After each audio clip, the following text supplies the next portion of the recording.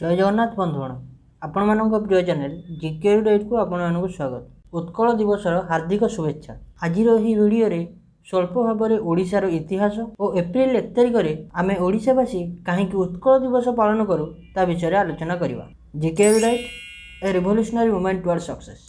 आसंतु आरंभ करवा। नमस्कार बंधुगण, भारत वर्ष में ओडिशार इतिहास गौरव और उत्कर्षर परिभाषा परिपूर्ण। ओडिशा अतीत में जना जाउथिला तार उत्कर्ष कला, कारुकार्य और शस्त्र निपुणता पाई। उत्कर्ष कला पाई आम राज्य पूर्वर उत्कल भावे परिचित थिला। उत्कलर शस्त्र निपुणता और वीरत्वर प्रमाण सारा भारतवर्ष जानिबाकु पाइथिला ख्रीष्टपूर्व 261 रे होइथिबा कलिंग युद्धरे। कलिंगर सामने थिले मयूर वंशर प्रतापी राजा भारत सम्राट अशोक। युद्धर परिणाम अत्यंत भयावह थिला। उभय पटु पाखापाखि 3 लाख जीवन हानि घटिथिला। युद्ध हेउथिबा निकटस्थ नदी दया नदीर पानी योद्धा मानकर रक्त रे संपूर्ण भावे लाल हो जाइथिला। एही दृश्य देखि सम्राट अशोकंकर मन परिवर्तन हो जाइथिला, जहा फल रे से चंडाशोकरु धर्माशोक रे परिणत होइथिले। परवर्ती समय रे ओडिशा रे खारवेल, सोमवंशी और गंगवंशी राजा माने ओडिशा को उन्नति मार्ग रे नैछंती। गंगवंश राजा नरसिंह देव कोणार्क मंदिर और चोड़गंग देव श्री जगन्नाथ मंदिर निर्माण करथिले, जेउथिपई ओडिशा आज विश्व प्रसिद्ध। परवर्ती समय रे ओडिशा मुगल और मराठा शासन अधीन को जाइथिला। पर 1765 मसीह रे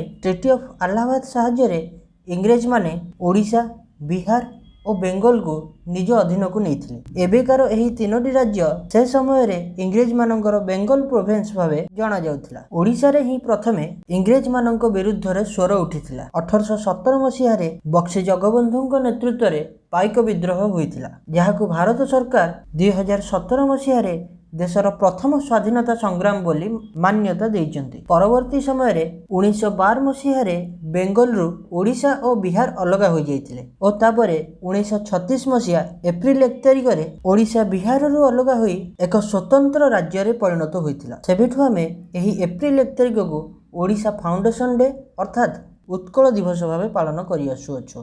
परवर्ती समय रे भारत 1947 मसीह रे स्वाधीनता हेबा परे ओडिशा भारतर एक अभिन्न अंग भाव रही आसी। ओडिशार इतिहास रे मधुसूदन दास, गोपबंधु दास, बक्सी जगबंधु, वीर सुरेंद्र साय, हरकृष्ण महताब, बिजू पट्टनायक परी स्वाधीनता संग्रामी अवदान अतुलनीय। एहीपरि महान स्वाधीनता संग्रामी मानकर बलिदान फल भारत स्वाधीनता हासिल कर पारिथिला। ते भिडियोटी को शेष करिया पूर्वरु एही प्रश्नटीर उत्तर कमेंट करी जणांतु। आपण समस्ते जानिचंती आम स्टेट सॉन्ग हेउजी वंदे उत्कल जननी। तेबे मोर प्रश्नटी हेउजी एही संगीतर लेखक किए? कवि सम्राट उपेन्द्र भंज, कांतकवि लक्ष्मीकांत महापात्र, व्यासकवि फकीर मोहन सेनापति ना कविवर राधानाथ राय?